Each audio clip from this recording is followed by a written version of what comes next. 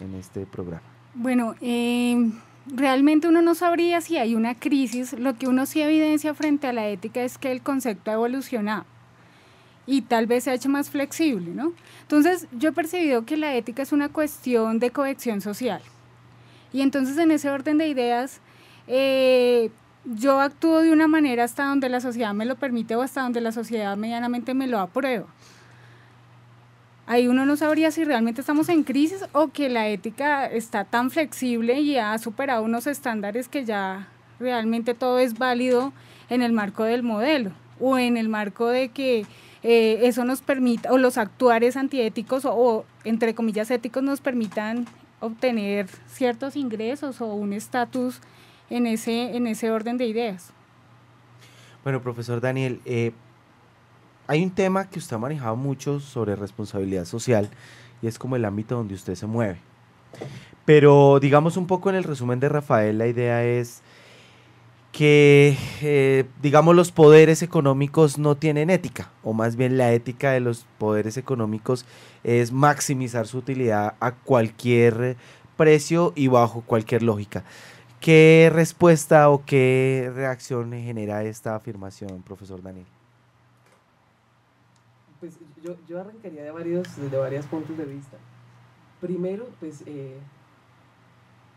no podemos ir en contra de ese humus económicos tan muy bien implantado en toda la sociedad moderna, donde precisamente lo que se busca es de una u otra manera pues ese individualismo metodológico a ultranza y materializado obviamente en iniciativas productivas o en investigaciones o en acciones que de una u otra forma lo único que buscan pues es un bienestar individual a costa de cualquier cosa.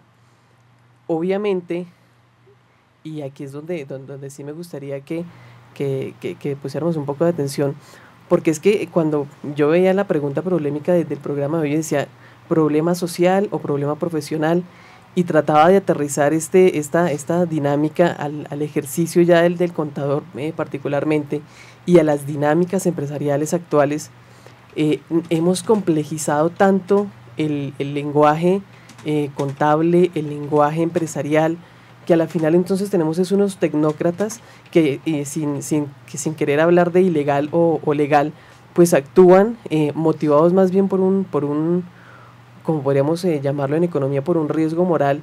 O sea, les damos los empoderamos tanto que a la final nadie los controla, nadie los regula, no hay ningún tipo de veeduría ni interna ni externa, y después solamente cuando ya el vaso rebosa, cuando la copa rebosa el nivel, cuando ya se desborda todo, entonces ahí sí estamos nosotros pensando, oiga, es que el actuar ético, es que mire lo que está pasando acá. Y en realidad pues estamos sometidos a unas dinámicas que muchas veces cuestionamos solamente cuando estamos ya totalmente sumergidos en un actuar que seguramente raya con lo ilegal, pero a mí me parece aún más complicado, por ejemplo, hablando desde el punto de vista tributario, que tengamos un sistema tributario tan extremadamente complejo que a la final nos toca contratar a un tecnócrata que está motivado obviamente para recuperar, para mirar cómo le hace el esguince a la ley, y todo es legal, todo se justifica, esta es una excepción, esto manejémoslo por aquí, esto manejémoslo por acá, y legalmente queda todo perfecto, pero es absurdo que una persona, ejemplo, done $2 millones y entonces le tengan una exención de impuesto de $3 millones.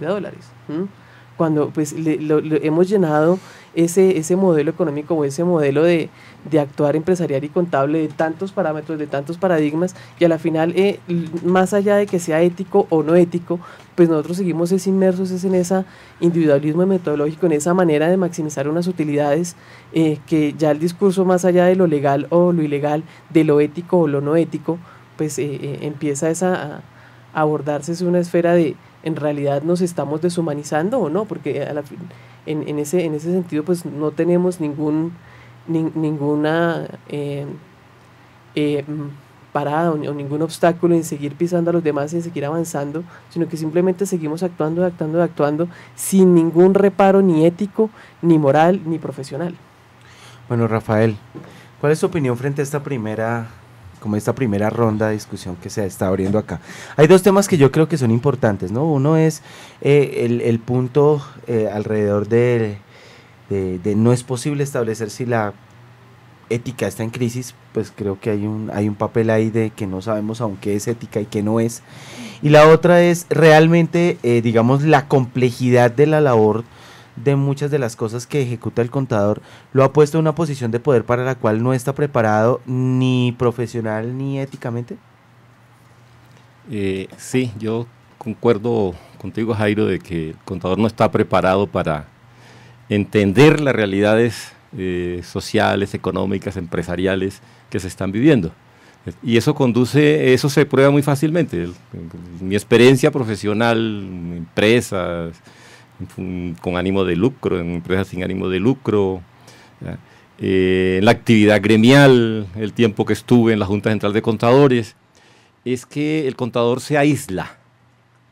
Si es contador, se aísla en cumplir la norma, en cumplir el decreto 2649, 2650, mal cumplido.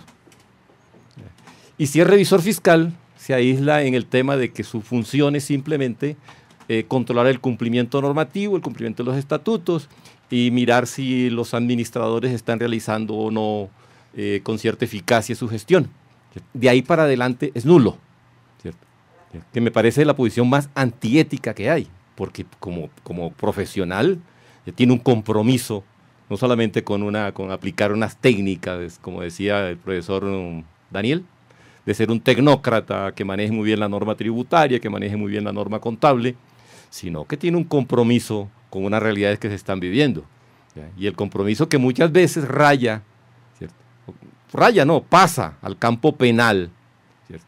Casos, por ejemplo, que se han denunciado en el país, empresas como La Chiquita, ¿ya? Financiando paramilitares. Ni los cadenas, había unos contadores que eran los que llevaban la información. ¿Ya? No habían unos revisores fiscales contadores. ¿Ya? Pero no, ellos dicen, no, yo no tenía nada que ver con eso. Sí tiene que ver, si no como contador, como ciudadano, ¿cierto? Como persona. Entonces, eso hay una castración en la formación del contador, porque eso no se lo inventa el contador. Eso lo forman así. ¿Cierto? Hay una castración en la formación del contador. ¿Cierto? Eso, lo que dice la profesora Gloria, ¿ya? Es muy cierto. ¿Cierto? Entonces, recurrimos como un argumento a relativizar la ética. No a centrarla, a reconocer de que cada sector social, de acuerdo a su posición económica, ¿cierto? Tiene una actitud ante la ética, ¿cierto? Y tiene sus principios éticos, no es que no tengan ética. Lo único que no tiene ética son las empresas, pues las personas, independiente de la clase a la que pertenezcan, tienen una ética, o como se decía anteriormente, en un término que se relaciona mucho con lo religioso, tienen moral. Entonces, lo que estamos viviendo es una situación social, ¿ya? Muy compleja, ¿cierto? Una situación social en la cual, insisto en esto nuevamente, lo que predomina es una concepción individualista, ¿cierto? De todas las actividades, ¿cierto? Y la contaduría pública, ¿cierto?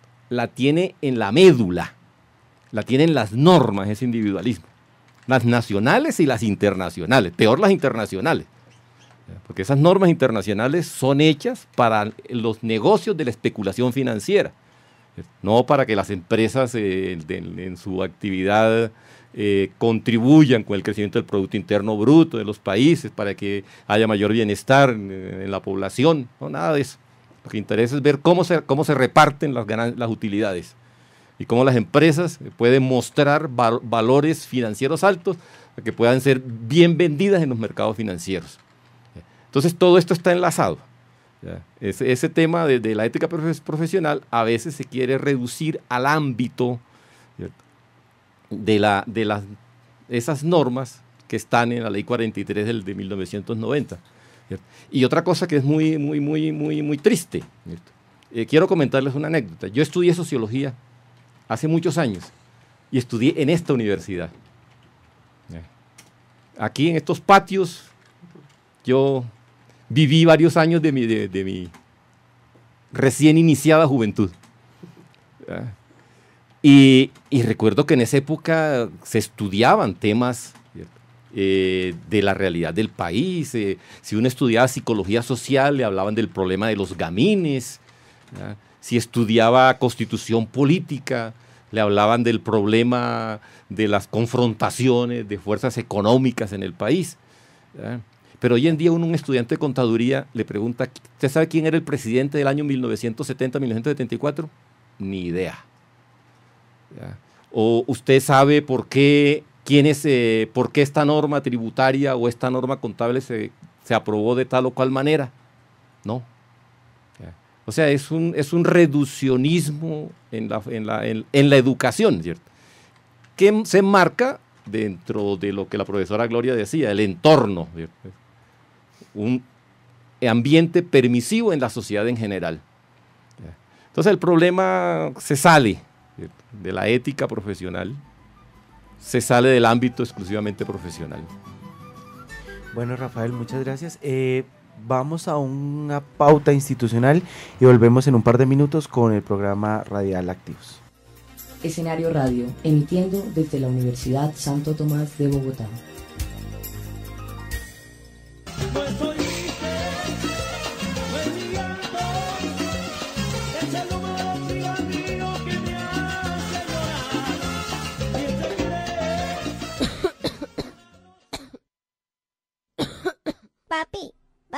Papito. Te digo papi, deja de fumar.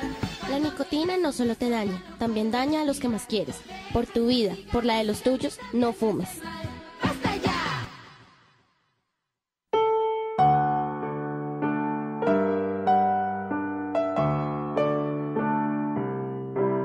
En la violencia sexual, el silencio no ayuda. Por eso en Profamilia creamos Avise, atención integral a la violencia sexual, asesoría médica, psicológica y jurídica. En Profamilia no te presionamos. El carnet universitario es indispensable porque nos identifica como estudiantes de la Universidad Santo Tomás. Conservémoslo. Este documento nos sirve para entrar y salir de la universidad, tener acceso al préstamo de cubículos, libros, equipos, entre otros. Por nuestra seguridad y la de la universidad, conservemos nuestro carnet. Estás escuchando Activos, un programa realizado por la Facultad de Contaduría Pública de la Universidad Santo Tomás de Bogotá.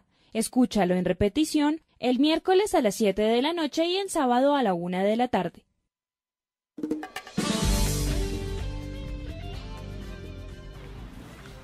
Bueno, continuamos con el programa Radial Activos, hoy nuevamente tocando el tema de la ética de los contadores públicos.